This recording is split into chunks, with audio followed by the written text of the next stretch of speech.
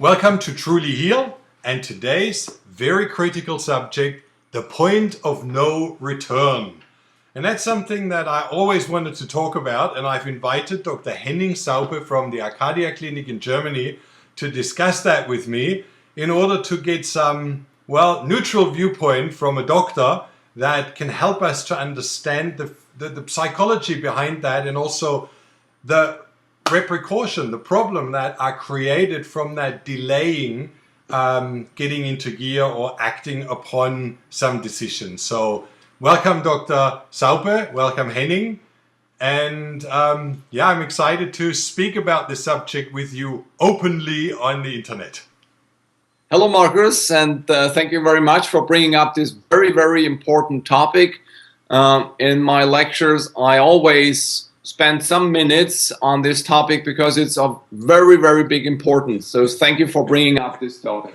Yeah, I always wanted to speak about it because it's something critical, and we do a lot of coaching, and when we talk with patients, you always have the feeling, like get into gear, start doing something, and it's the indecisive attitude and waiting and considering and thinking and instead of acting. And that's sometimes very challenging. And I'd like to hear your viewpoint on why this could be. Yeah, thank you very much. As we all know, the disease that we call cancer has a very special dynamic. It starts in the hidden area of a part of our body, and we don't pay attention to it. We say today that it takes at least between 1, 2, and 3 to 4 years for a cancerous cell to develop into a lump that caused you to go to see your doctor because you have some complaint, some pain in your stomach, or you feel a lump in your breast, or you feel problems urinating when it's on your prostate. So there is a hidden time where you don't pay attention to the cancerous disease that already takes place and took place and that is growing in your body. And this phase is difficult because you don't know that you have the disease and that the lump grows inside your body. And then the day comes, you see your doctor and you get the diagnosis. And nowadays about 50% of all cancerous diseases are diagnosed when there are already metastases in the patient's body. So that's a big number. 50% of cancer patients have a metastasized disease from the day they receive the diagnosis. And the dynamic of the disease is exponential. That means in the beginning it grows slowly and then faster and faster, and by the end, when a certain tumor size is reached, the growth goes exponentially up, and at the end it is like free fall from a tree down to earth. And that is the point that we have to discuss today, that we call the point of no return, when there are literally no foreseeable techniques available anymore that can stop the progress of the disease that eventually leads to the patient's death. Yeah. The point of no return is a picture that we take from airplanes, for instance. Yeah, you have a certain amount of gasoline in your tank in the airplane, and you want to, let's say you are on an island in the Pacific Ocean, and you fly out from that island into the ocean. If you passed the point where you consumed half of your fuel, you won't make it back. That's the point of no return. Yeah, that's a very good image. I had that a few times. But when you think about the growth, it's one cell that divides, then it's 2 cells that divide, and then it starts, and that's why it's like saving money. You put 1 cent per day away, and you do that every day, you double your money, and then after a while you really get into huge savings. And that's the same thing. In this way, it just grows too fast and too radical, and that's where it's difficult. So that means the earlier a person starts to get into action, the easier it is to treat the disease. Exactly. And because our main topic in the treatment with complementary methods and in the Truly Heal program is to reverse the process, to make the body strong again and capable again to hold back cancer growth and to create a biological environment where cancer cells have no chance to multiply and to grow. And if you have in mind that this is an exponential threat that cancer presents to you, you understand better that when the cancerous lumps or the number of metastases reach a certain amount, the problem gets worse and worse every day with all the toxins and all the metabolic leftovers that the cancer cells produce, and they're in their way to attack the body's defense system, to make the acidity worse, to consume more and more energy that other cells don't get when cancerous cells grow rapidly. So it is a vicious circle, and there are steps where you still can interfere and turn the vicious circle back to a positive circle and reestablish health and reestablish a biology where the healthy cells dominate and where you get ahead of the cancerous process. But when you reach a certain threshold and the number of cancerous cells and the number of metastases went over the threshold, then the chance to reverses go towards zero, and that's what we call the point of no return. The vicious circle gets faster and faster the longer you wait, and the bigger the cancerous lumps and the tumors and the metastases are. Yeah. So that's what we call the stage where you then mend and make the body comfortable, try to reduce pain, but it's not really possible or very, very difficult to actually turn around and to completely get rid of cancer. In most cases, yes. Yeah. You can slow it down, but you can't really reverse it anymore. When you go a step earlier and you would say a patient comes in and they already had treatments, it's already, a lot of them come to me, and this is where I always get angry. 5 years ago I was declared cured and everything was gone, and now it's back. Like it hit them the first time. It was never gone. It just established in different areas. It metastasized, and because it was like the first time growing, but now more aggressively, more radically, it comes faster. Yes, that's true. Yeah. So, modern oncology knows all these details, but most oncologists don't pay attention to it. If I can refer to a book that's called Cancer as a Metabolic Disease by Professor Seyfried, published in the United States a couple of years ago, you can study all the details, how cancer changes the metabolic pathways in the body and create an environment that more and more supports cancer growth, that switches off the immune system and allows cancer to grow. And then you understand the dynamic better. If the number of cancer cells went over a certain threshold, it is very, very difficult to turn it around to a reversal. Yeah. So, and the patients that you mentioned that told you when some years ago I was regarded free from cancer, being free from cancer, it's not really true. We know that almost all individuals that were tested with laboratory tests that look for circulating tumor cells have a certain amount of circulating tumor cells. And this is even the case after a so-called successful treatment with, let's say, radiation chemotherapy. There is a remaining number of cancer cells in the patient's bloodstream and the lymph system. And who takes care of those cells, if not the body's self-healing capacity, the immune system, and the healthy environment that should stop it? But what if that environment was never cleared, was never changed? Well, that's nothing to do with the cure. We just kill the cancer. We don't change the environment. See, this is my main battle. Since 5 years, I don't say in the beginning, like the first 5 years I was chasing those cures as well, like everybody else. But then I realized that the main cure is by reversing or repairing the milieu of the body. And that's when you have a long-lasting reversal and you can live with cancer, or like you and me, even without a diagnosis, we have cancer cells. So it's a normal thing to have, but our immune system can take care of it. And that's what we need to establish with every patient. That's true. So we need to have the inflammation processes in our body under a certain threshold.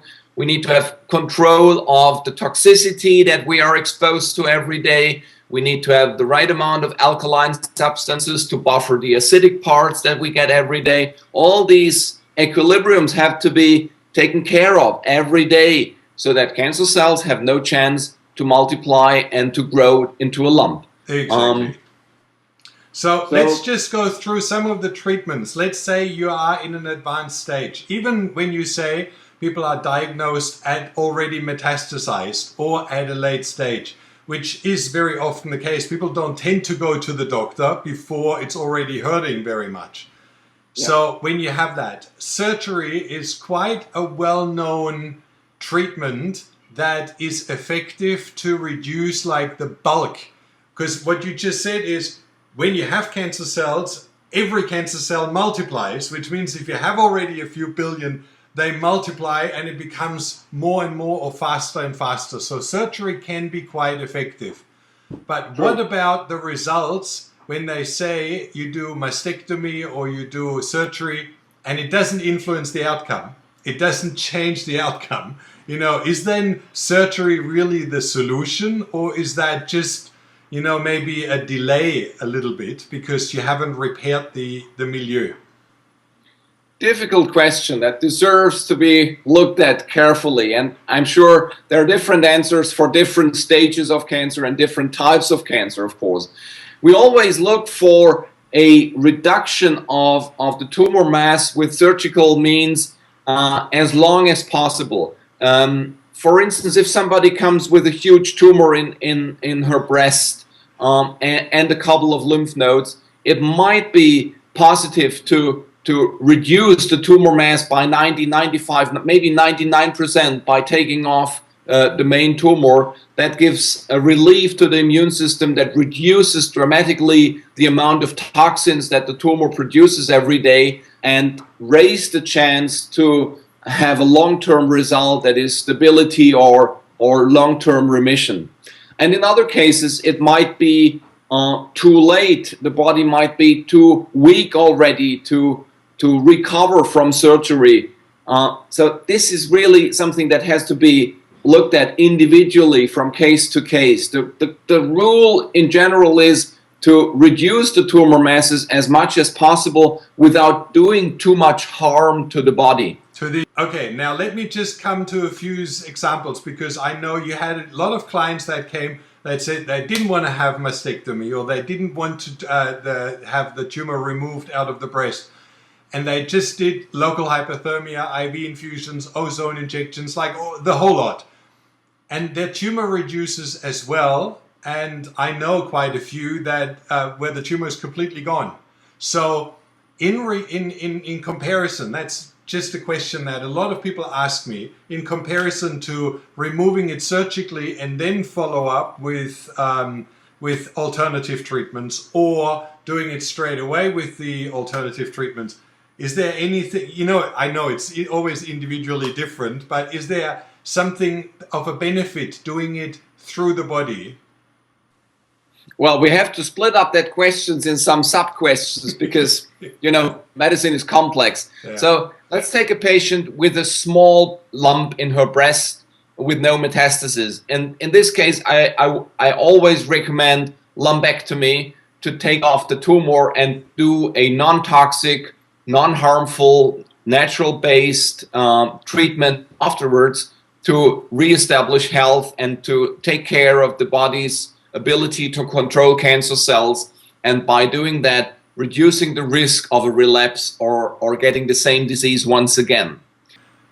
But that would mean if patients come at an early stage and they have, let's say, a small tumor, and they would like to have that not surgically removed, but just treated naturally, and use the tumor actually as an indicator, as a sign, you know, like a thermometer. I'm doing really well, it shrinks, it reduces, I'm going off track, I'm going back to my old stress pattern, or I eat foods that I'm not supposed to, or whatever it is, and the tumor starts to grow. I have quite a number of patients that use their tumor, or actually, you know, wherever it is, as a sign to see whether they're on track. Would that not be something that is supported by treatments? Well, I have to answer from two sides. One is the legal side, and one is my conviction as a naturopathic doctor. Okay. From the legal side, there are clear rules that a patient that comes to the doctor and shows a small tumor that can be removed in total needs to receive surgical treatments in order to get the state-of-the-art treatment. And every doctor who does not recommend surgery for a patient in early stage, let's say breast cancer, is on a high risk to be sued for malpractice. This is really something we doctors have to be aware of. Okay. There are rules, even in Germany, that is regarded the El Dorado of complementary cancer treatments, but we have to stick to the rules. And the rules say early cancer needs to be treated surgically, because that is what the official oncology world presents us as the standard treatment. There are legal gaps if the patient signs a waiver that she is informed that this is the standard procedure and she declines from that program.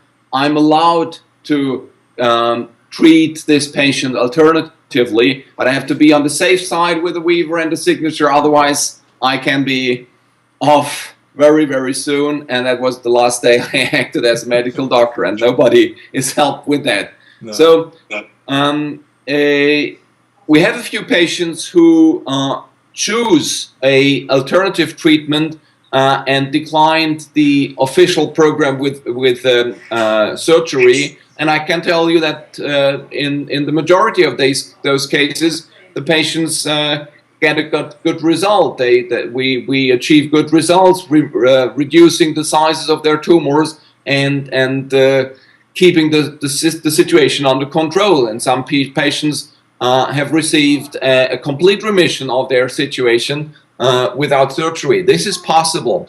Yes. But let's go back to our question with point of no return. I really would like to hit to that point, because when you do a lot of chemotherapy, when you do a lot of radiation, there is not just that you kill the cancer cells, you cause a lot of damage to the body as well. And people know from me, I'm very outspoken about that. I know you have to be a little bit more careful, but there is a lot of damage, and you cause actually cancer. It's one of the side effects of chemotherapy that it causes cancer, which is a farce in my opinion. Yeah, well, in the official world of oncology, you count life expectancy with months when a certain stage is reached, and now I try to explain how my colleagues justify their programs, which is actually not my board, but I try to do that as good as I can.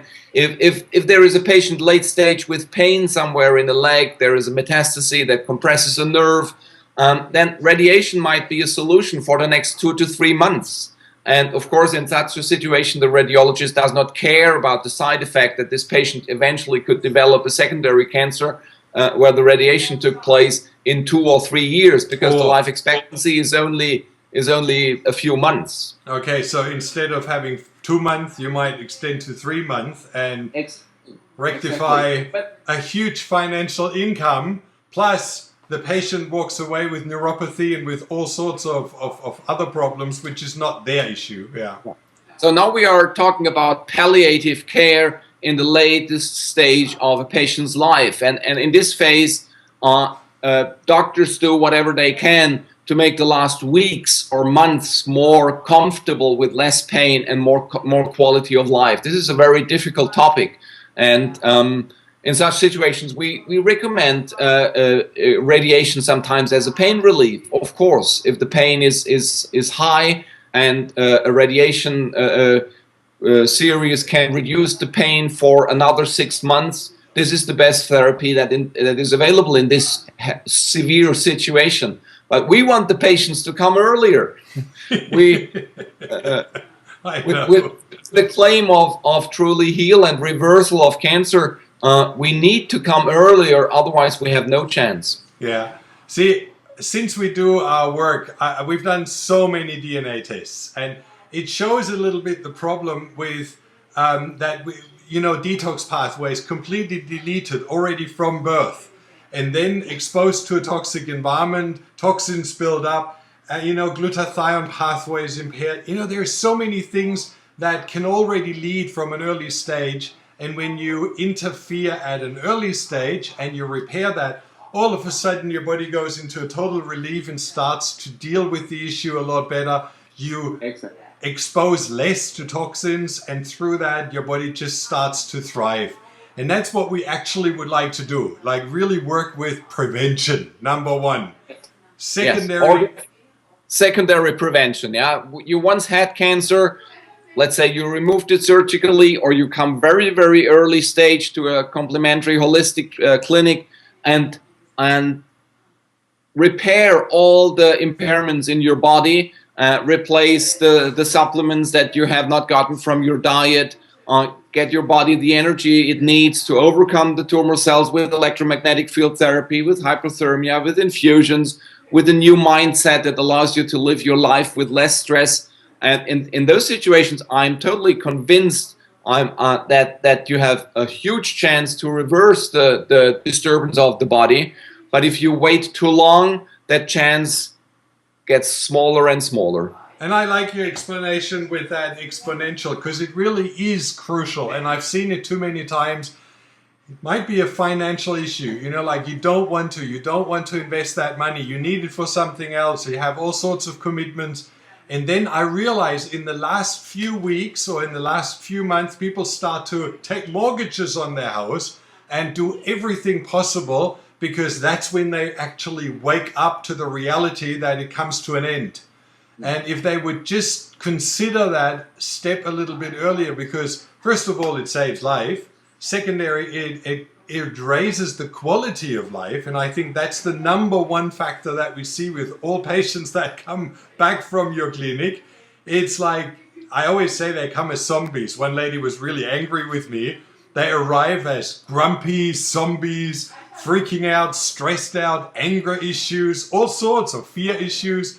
And then after 3 weeks, you go like, who is that? Thank you. Yeah. I know you can't say that, but I can. I was a few times there, and it was quite shocking when new arrivals come. Well, then in this silence of a curative place like ours, all these worries, all these anxieties come to the surface, and they're allowed to come to the surface because we work with them, and then we take care of all the emotions and all the worries, all the anxieties. And as you experience when you were visiting our clinic, second week, third week, the mood changes and the faces shine up, and the curative effect becomes visible. Yeah, and then it's a question of taking that home and implementing that at home and learning how to do that, which is what you train with your patients really well. Exactly. So, message. What is the message for people? The message is come as early as possible. There is no reason to wait for a holistic treatment, because there is no holistic treatment out there in the field of regular oncology. A regular oncologist can remove the lump and use the attacking therapies like chemotherapy, toxic chemotherapy, radiation, in order to keep cancer growth down for a while. But the whole understanding of detoxification, nutritional medicine, reestablishing immune function, feeding the body with bioavailable energies like PMF, pulse electromagnetic field therapy, or hypothermia, warmth therapy, is not implemented in the official oncology yet. I'm sure that it will be in the future, and that our work is something like a pioneer work that will inspire more and more clinics in the future. But I don't know how many years that will take. Yeah. You have to have a dream, haven't you? You have to have a dream, yes. You know, I was discussing with the doctor just recently, and he said, all your treatments are very dangerous. And I said, can you tell me what's dangerous about a vitamin C or glutathione infusion or lateral? I can do that as a healthy person, and all I get is an energy boost, and my body feels great. And I know a lot of sports people, athletes, super athletes, going to those clinics and having hypothermia, having all of those treatments because it boosts their immune system before they go into competitive sports. They use that. I said, you can do alternative treatments all day long without a danger to the body, but I would like you to take 2 rounds of chemotherapy just for fun, you know, like, and then we talk about danger. Yeah. Sometimes I'm asked, what is the most important step? Do I need the apricot kernel infusions or the hyperthermia, or do I maybe need some supplements, or do I maybe need detoxification?